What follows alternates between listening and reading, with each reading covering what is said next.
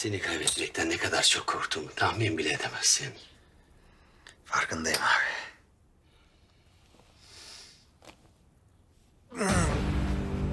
Fakat Pedro, tüm bunlar senin akılsızlığın yüzünden başımıza geldi. Bunu biliyorsun değil mi? O Meryem'e olan saplantın yüzünden başımıza neler getirdi. Ben kaçırmasaydım ele geçireceklerdi abi. Ele geçirmesinler diyor. Yalan söylerken gözüme bakma Pedro, tamam mı? Adamlarını önceden pusulandırmıştın. Saldırı olmasaydı da bir şekilde Meryem'i amiralin elinden kaçıracaktın. Sen kime yalan söylediğini zannediyorsun ha? Oruç'la Hızır kadınlarını kurtarmak için geriye çekildiler. Yoksa onların kellesini hemen oracıkta alabilirdik. Ve kafalarını kralımıza gönderir, bizi affederdi. Şimdi ne yapacağız? Tekrar saldırıya geçmek zorundayız. Nelere mal olduğunun farkında mısın? Bana bak. Bir daha benden izin almadan aşık bile olmayacaksın. Anladın mı? Anladım abi. Yağmur. Cezayir'den müjde geldi. İzabel ve Meryem ölmüş. Söylemiştim sana öleceklerini. Keşke Meryem yaşasaydı. Hala mı Meryem diyorsun sen? O iki kadın ölmeliydi ve öldüler. Meryem'i ben vurdum. Gözümü kırpmadan sıktım kardeşimi vuran kadına. Yoksa seni öldürecekti. Hem yaşasaydı Hızır'ın olacaktı yine. Sana ait olmadıysa Hızır'ı da kalmadı. Hı? Doğru söylüyorsun abi. Bana ait olmayan Hızır'a da ait olmadı. Artık güzelliğiyle toprağın bağrını süsler. O iki kadının ölümü Cicel baskınının intikamıdır. Oruç ve Hızır'a verdiğimiz bu büyük acı en ağır bedel oldu. Yetmez Rosa, yetmez. Biliyorsun, krala kendimizi affettirmemiz gerek. Onun için de Hızır'ın ve Oruç'un kellesini ona göndermemiz gerek. Onlar harekete geçmeden biz hemen işimizi bitireceğiz.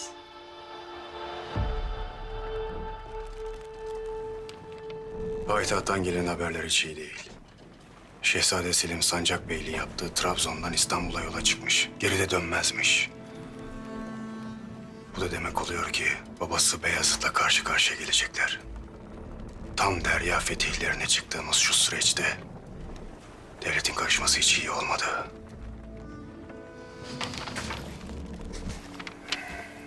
O hiç iyi olmadı. Biz ne yapacağız reis baba? Vazifemizi yapacağız. Bizim vazifemiz derya erliğidir. Bu işe dahil olmayacağız. Evvela Oruç'la Hızır'a yardım edeceğiz. Haber geldi mi onlardan? Gelmedi daha reis. Onlardan haber gelmemesi de canımı sıkıyor. Teyakkuzda olun. Cezayir'e sefere çıkabiliriz. Emredersin reis baba.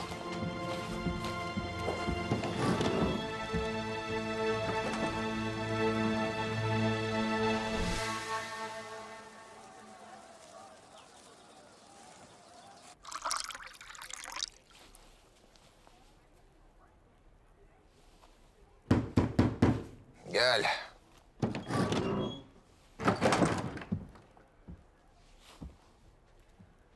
Oruç'la Hızır'ın getirdiği iki yaralı kadın ölmüşler Emir Hazretleri.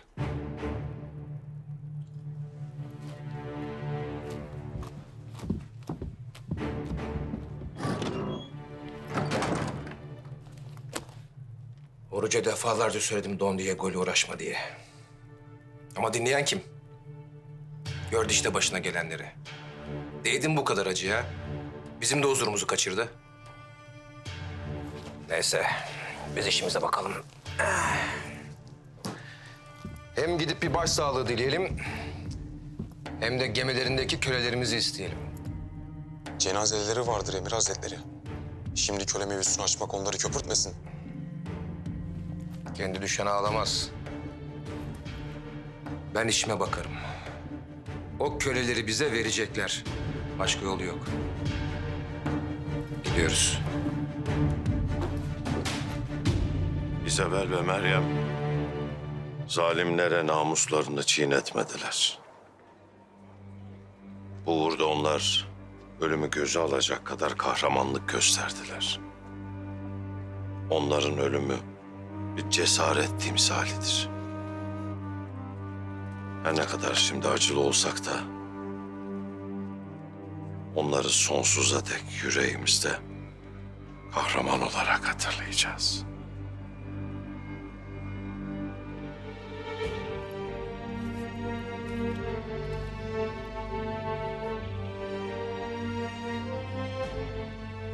Murat'la Leventler gemimizi hazır etmeye gitti. Biz de Meryem'le İzabel'i Kelemez'e defnedeceğiz. Yurdumuza. Oradan da filomuzu alıp yeniden buraya geleceğiz. Ve Don Diego'dan intikamımızı alacağız.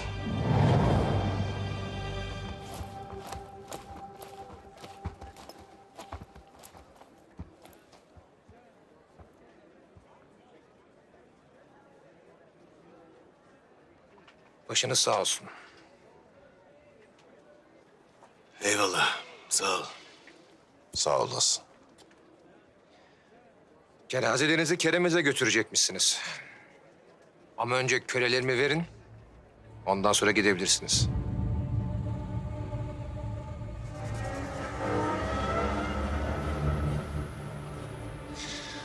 Bunlar köle değil, mazlum insanlardır. Alemi cihan gelse elimizden alamaz onları. Yaz günü, haddini aşma. Bir cenaze de sen çıkma. Neyse ne. Benim için hepsi köle. Ve siz onları benden zorla aldınız. Onları verin, sonra ne yapıyorsanız yapın. Yasımız var deriz. İlla lafla değil, döverek mi anlatalım size? Sen kime diklenirsin ha?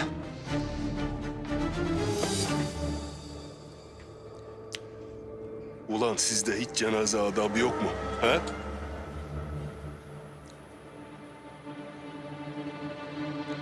Hemen sokun o kılıçlarınızı kınınıza yoksa bizimkiler çıkar. Cenaze yerinde kan döktürtmeyin bize. Sokun kılıçları.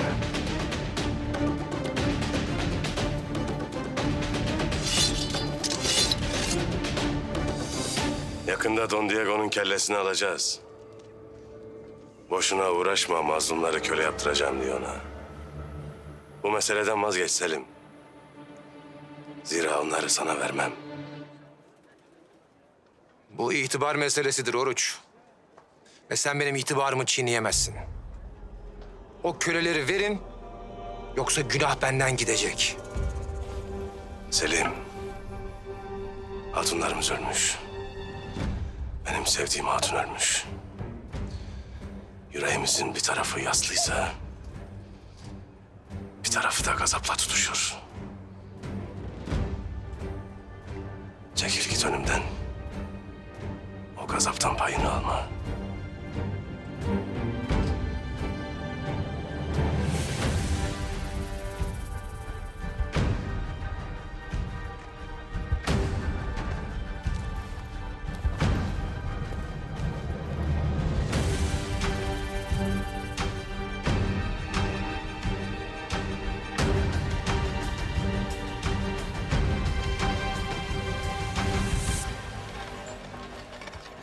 Adamlar hazır mı Firaz? Geminin yakınlarında hazır beklerler Emir Hazretleri. İyi. Günah benden gider demiştim. Madem ki köleleri bize vermediler, biz de onlara bırakmayız. Beni çiğnemek neymiş öğrenecekler. Adamlara söyle gerekeni yapsınlar. Emredersiniz.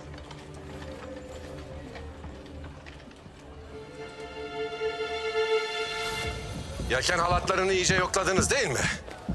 Kelemeze kadar gemide bir aksaklık olmasın. Yokladık Murat Reis.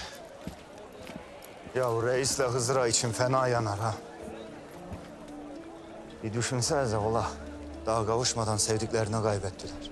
Nasıl kaldıracak yürekleri ha böyle bir acı? Keşke elimizden bir şey gelse de acılarını hafifletsek. En çok da bu çaresizlik kahreder ya beni. Ben de zamanında sevgilimi kaybettim.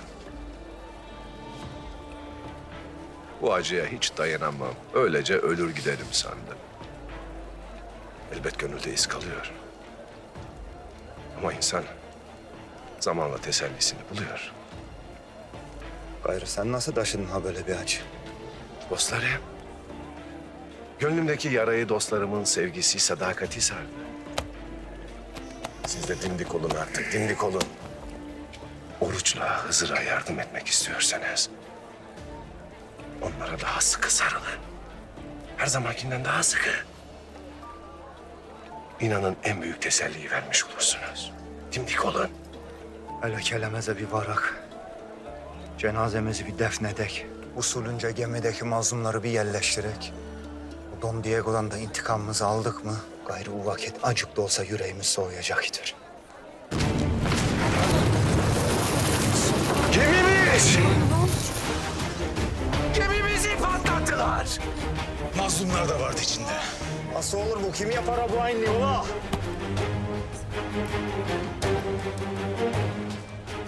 Selim Tumu'ya kafa tutmanın bedeli neymiş? Herkes öğrenecek. Şu gemi hazır olsa da gitsek. Yoksa bu Selim Tumi yaz günü elimizi kana bulayacak.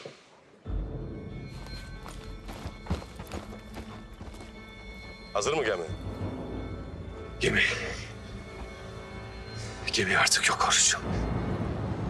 Ne demek yok? Gemiyi patlattılar. Nasıl?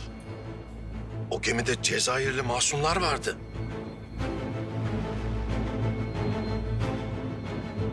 Patlamada onlar da öldü benim babam. Kim yapar bu kalleşliği? Don Diego'dur. Başka kim olacak? Cicel baskınının intikamını mı alır yoksa? Don Diego değil. Mazlumları vermedik diye Selim Tumi yaptı bunu. Gemi zerre gözümde değil. Ama o kadar mazlumun canına kıydı ya. Hem de gözümüzün önünde. Yürü Hızır. Oğlum nereye? Selim Tumi'den hesap sormaya ala. Reis biz de gelelim seninle. Siz naşların başında bekleyin. Kimse gelmez.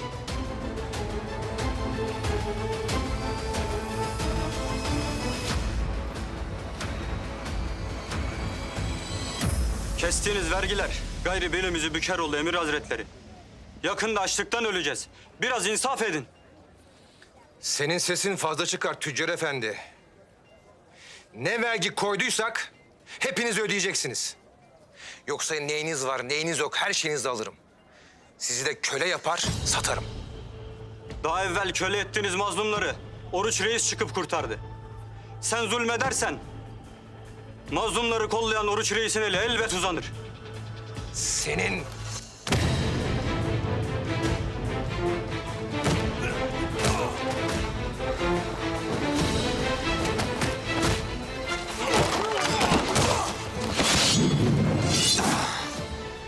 Kılıç kaldıranın başını alırım.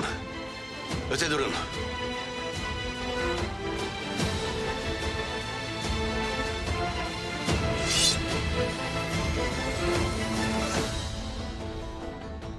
Sen ne cüretle durdurursun beni? Mazluma kalkan elin eceliyim ben. Gemimi patlatıp canına kıydığın mazlumların hesabını sormaya geldim Selim. Siz neden bahsedersiniz? Ne mazlumlara kıyması? Benim işimden haberim yok. Yalan söyleme. Gemimizi sen patlattın. Gücün bize yetmeyince de onca mazlum insanı kahpece öldürdün. Niye benden bilirsiniz ha? Daha yeni Don Diego ile savaştınız. O yapmıştır. Gidip ondan sorun hesabınızı. İnkar seni kurtarmaz Selim. Mazlumları vermedik diye yaptım bunu. Ben yapsam göğsümü gere gere söylerim. Ne yapabilirsiniz ha? Kafanı koparırız. Onca mazlumun hakkını sen de bırakır mıyız sanırsın? İspat yok. Delil yok. Hıncınızı benden almaya çalışırsınız. Don Diego'ya gücünüz yetmedi. Bana mı yetecek hakkınızca?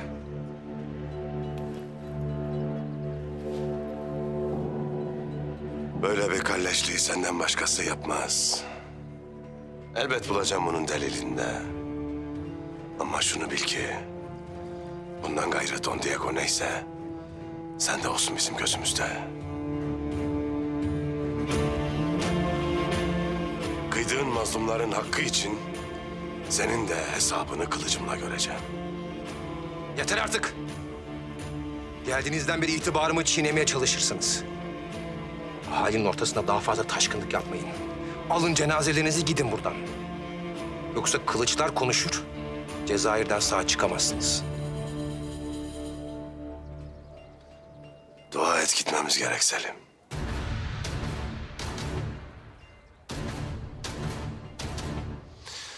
Tüm Cezayir halkı bunu bilsin ki... buraya tekrar gelip... seni de... buradaki zulmünün de kökünü kazıyacağım.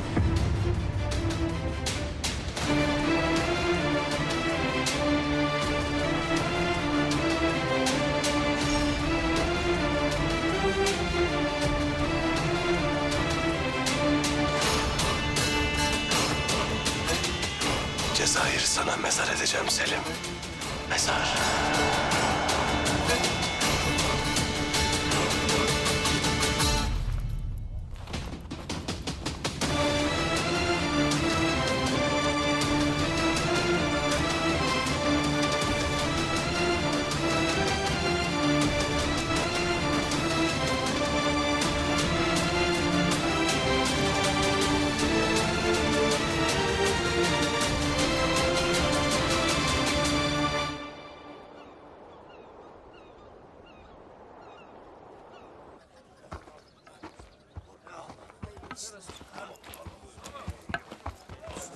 Selamünaleyküm. Aleykümselam.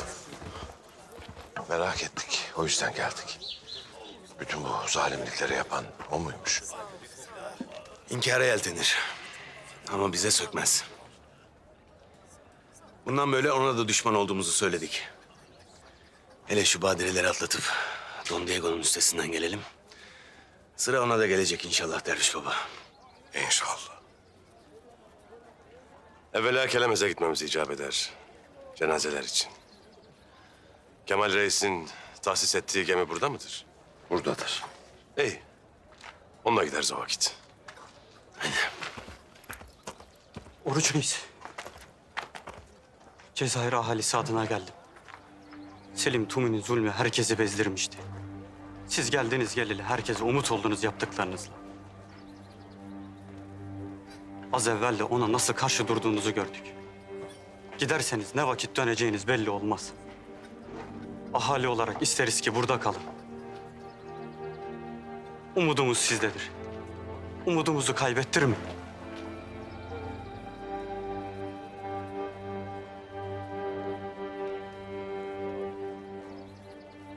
Bizim cenazeler için Kelemez'e gitmemiz icap eder.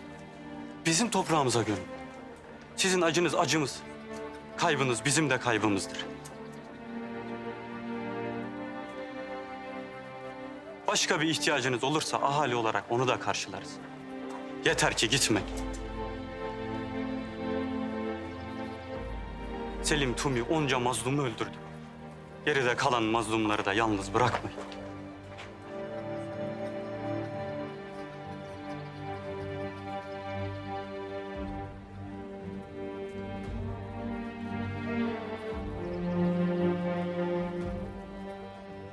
Bu mazlumların feryadı Allah'ın işaretidir.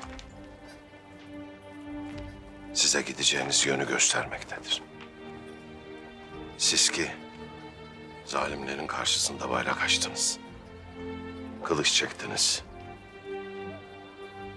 Bundan gayrı zalimlerin bu mazlumlara ettiğini, onların feryadını duymazdan gelemezsiniz. Ya İzabel'le Meryem Derviş baba. Meryem'le İzabel. Onları da bu toprağa gömeceğiz. Onların mezarları bu toprakların yurdumuz olduğunun nişanesi olacak.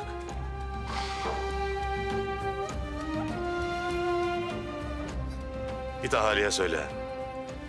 Bundan gayrı Baba Oruç'un gölgesi tüm mazlumların sığınağı olacaktır Cezayir'de. Allah sizden razı olsun.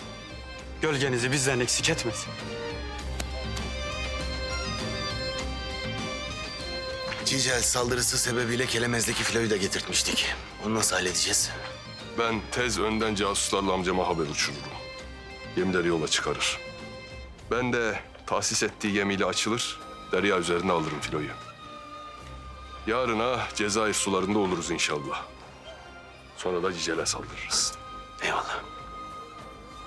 Hiç ummadığımız bir anda kendimizi buralarda bulduk Hızır. En büyük kayıplarımızı yaşadık bu topraklarda.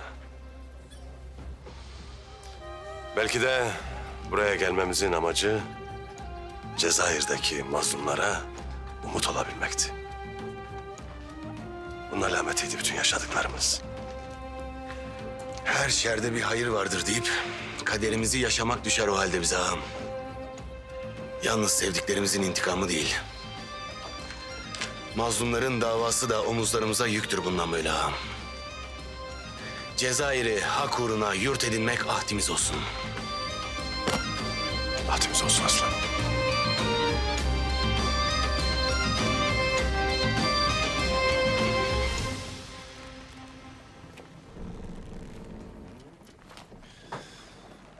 Cezayir'le Cicel'den hala müspet haber gelmedi.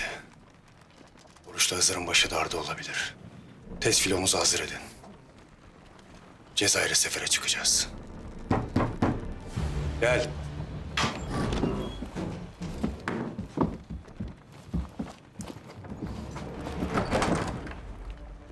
Bu adam da nereden çıktı? Kimdir?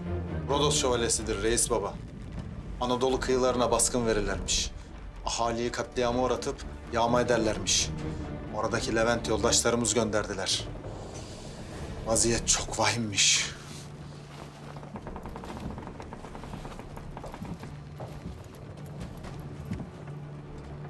Rezıntıklar. Siz ki Osmanlı'nın namını duyunca ecel gibi kenara köşeye sinerdiniz. Hangi vakit meydanı boş bulduğunuzda bize kılıç üşürmeye cüret edersiniz? Rodos şövalyeleri Akdeniz'in kabusudur. Bitti sandığınız an dehşetle tepenize çöker. Daha çok baskın yapacağız. Topraklarınızı yağmalayıp kadınlarınızı, kızlarınızı ganimetimiz yapacağız. Destur! Sandık! Alın bunu köpek balıklarına yem edin.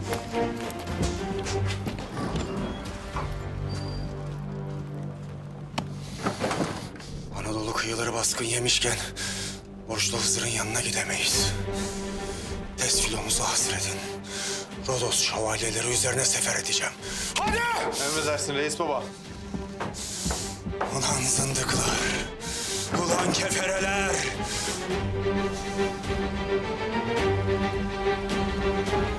Cezayir ahalisi Oruç'la Hızır'a meyletmeye başladılar. Çarşıdaki tüccarın dediklerinden de belliydi. Size karşı onlardan medet umar olmuşlar. Yaptıklarıyla ahalinin gönlünü kazandılar. Böyle giderse herkesi arkalarına alırlar. Bu da bizim sonumuz olur. Zaten sizin tahtınızda da gözü vardır onların.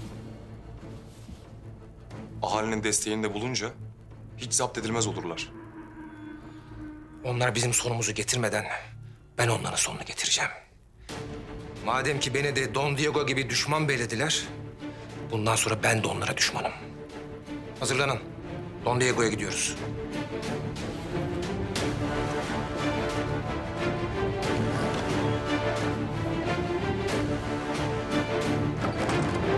Majesteleri Kral Ferdinand. Oruç ve Hızır adlı iki Türk korsanı Cicele saldırma cüretinde bulundular. Onları püskürttük. Fakat ne yazık ki amiraliniz o saldırıda öldürüldü.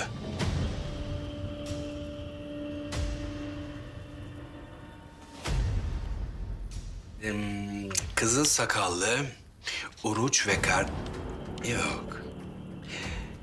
Kızıl sakallı Türk korsanı Oruç ve kardeşi Hızır'dan intikamımızı alacağımızdan emin olabilirsiniz. Evet. Onların kesik başlarını en kısa sürede huzurunuza göndereceğim.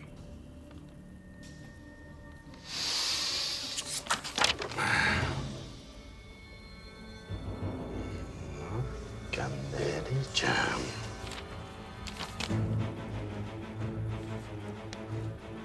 Bütün Akdeniz ve İspanya bilsin ki bundan sonra en büyük düşmanımız Kızıl Sakallıdır.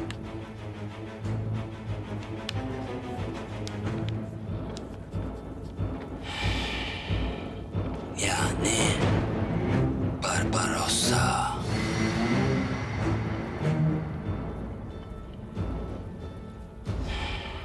Ve onun kardeşi Hızır.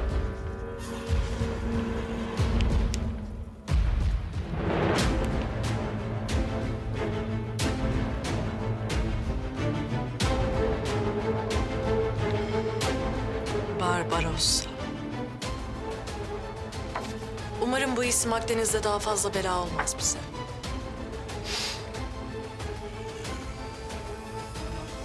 Muy bien. Hızır.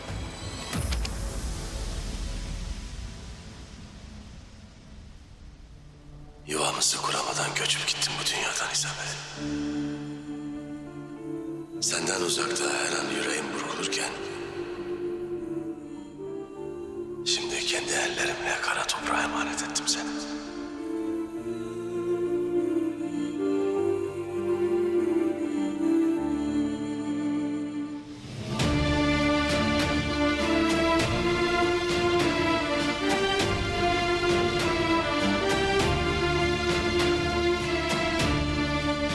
Mendil, sevdamızın sırrı, yolumun yoldaşı, senden yadigarımdır. İntikamını almak için girişeceğim bu cenkte, olur da şehit düşersem, olur da seni emanet ettiğim bu toprağa varamazsam,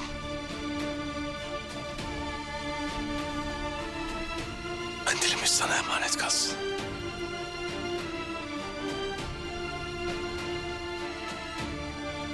Benim de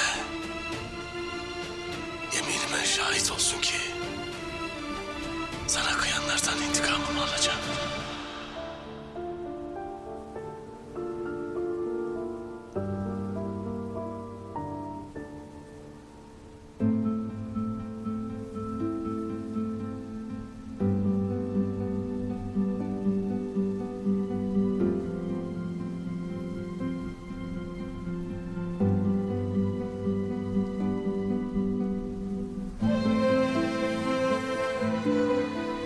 Senin filizlendiğin tek toprak benim gönül toprağım olsun isterdim.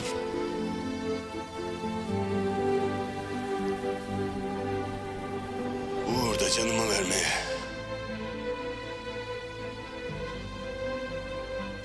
ömrümü bu yola adamaya hazırdım. Ama olmadı.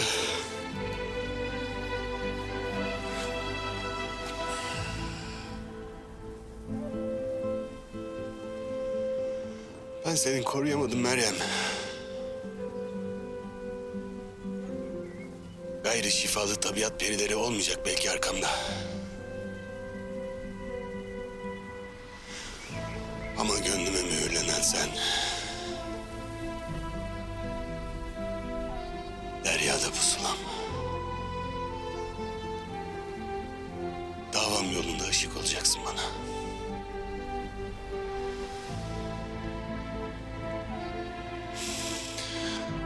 Andolsun.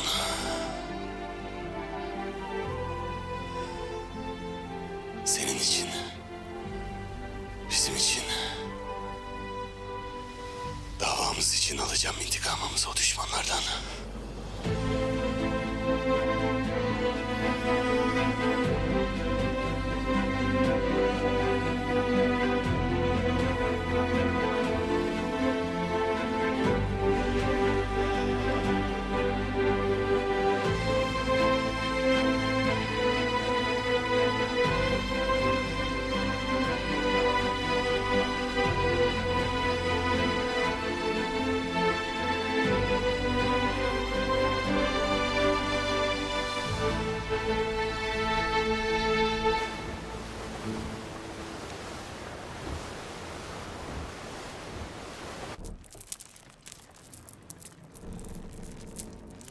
Bre zındık İspanyol.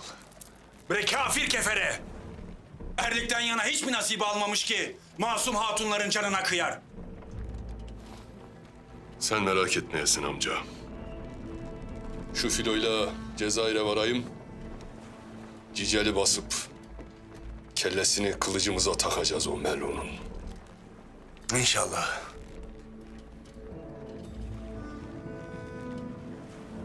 Sen keşke bu kadar açılmasaydın Filo'nun amca.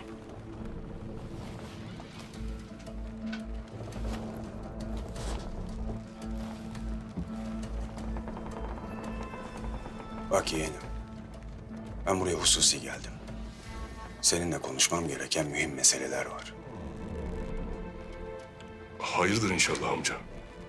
Rodos şövalyeleri Anadolu kıyılarında baskına başlamışlar. Mazlum ahalimizin canına, malına, ırzına musallat olurlarmış. Ahalimiz feryat figan içinde. Bu Rodos şövalyelerin üzerine sefer edeceğim. Çetin bir sefer olacak bu. Bir süre buralara dönemeyeceğim. Deryalar senin dostundur amca. İnşallah dönersin elçilik vazifesi bitince. İnşallah. Ben deryalarda büyüdüm. Deryalarda piştim. Deryalarda serpildim.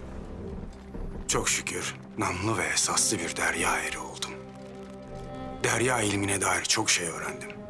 Bütün bunların neticesinde şunu gördüm ki... insanoğlu doğaya hükmedemez. Bunu bilmelidir. Bugün sana sakin olup süt liman olup yol veren sular... yarın azgın bir belaya dönüşüp seni yutuverir. İnsanoğlu doğaya hükmedemez. Bunu unutmamalıdır. Tabiattan gelen devaya da belaya da eyvallah demelidir. Şimdi neden böyle söyledin ki amca? Dediğim gibi yeğen, bugün sana süt liman olup yol veren sular... yarın azgın bir bela olur, yutar seni. Deryalara nam salmış koca Kemal... bakarsın bir karış suda kaybolur gider. Sakın bunu unutma. Sultan Mehmet Han'ın sana hayır dua okuduğu günü hatırla. O dua senin vazifeni belirledi. Üzerinde biraz emeğimiz, biraz hakkımız varsa... vazifeni tamamladığında ruhumuz şad olacaktır. Sana vasiyetim budur yeğenim. Şunu bil ki evlat. Kağıtlara çizdiklerimiz yalnız gördüklerimizdir. Biz asıl haritayı gönlümüze, ruhumuza, hayallerimize nakşetmişiz. Orada bütün can, Allah'ın adaletiyle nurlanmayı bekleyen bir kızıl elma gibi yatar. Dilerim ki Cenab-ı Hak'tan bir gün bütün cihanı çizesin, önümüze seresin. Biz de senin cihan haritana bakıp kızıl elmamızı yad ederiz. Maşallah.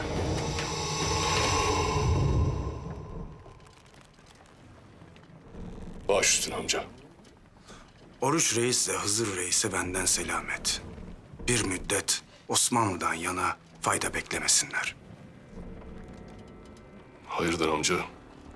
Bir fenalık mı oldu? Oldu yeğenim. Büyük fenalık oldu hem de. Şehzade Selim, Sultan Bayezid'e kafa tutup Rumeli'ye çıkmış. Sultan Bayezid onu Trabzon'a çağırsa da isyan edip dönmezmiş. Rumeli'ye çıkması hayır alamet değildir. Sence niyeti nedir Şehzade Selim'in? Nicedir Anadolu'da büyük isyanlar var. Şahkulu isyanı, Safavi baskınları. Selim devletlilerini daha önce ikaz etmiş ama ikazını dinlememişler. O da bu sebeple payitahta ters düşüp sancağını terk etmiş. Şehzade Selim babası Sultan Bayezid'i karşısına aldıysa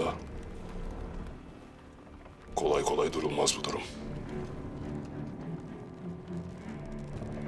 Sence ne olur bu işin sonu amca? Bu işi Şehzade Korkut yapsa ya da Şehzade Ahmet yapsa bir süre sonra durulur derim. Ama Selim kararlı adamdır. Tuttuğunu koparan bir cengaverdir. Vazgeçmeyecektir. Benim okumam şudur ki bu işin neticesinde Sultan Bayezid tahttan feragat edecek. Yerine de Selim Sultan olacaktır. Devlet için hayırlısı neyse o olsun amca. Amin. Oruçla Hızır'ın kuvvetleri kendilerine kafidir. Umudum odur ki bütün deryalara nam salacaklar. Destanlar yazacaklar. Deryaların her zerresine damgalarını vuracaklar. İsimleri asırlarca anılacak. Yeter ki belaya karşı sabırlı olsunlar. Unutma, Allah sabredenlerle beraberdir. Bu da onlara kafidir.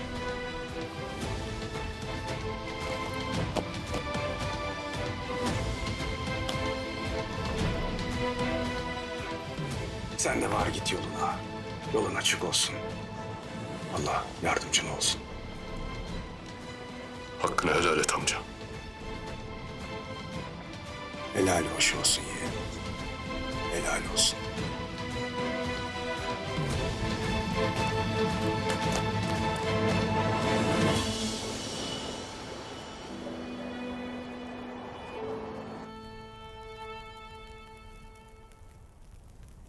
Oruç'la Hızır ahalimi saflarına çekmeye başladı. Onlar Cezayir'de kaldığı sürece ikimizin de başına bela olacaklar. O yüzden ittifak yapmamız lazım Don Diego. Senden de zaten bunu bekliyordum Selim Tumi. Onlar mutlaka Cicel'e saldırmak isteyeceklerdir. Ama gemileri yok. Ve bizim de bu durumu iyi değerlendirmemiz gerekir. Yarından tezi yok. Cezayir'de onların işlerini bitirmeliyiz.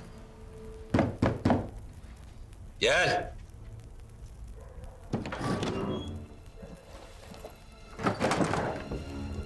Casus gemilerimizden haber geldi.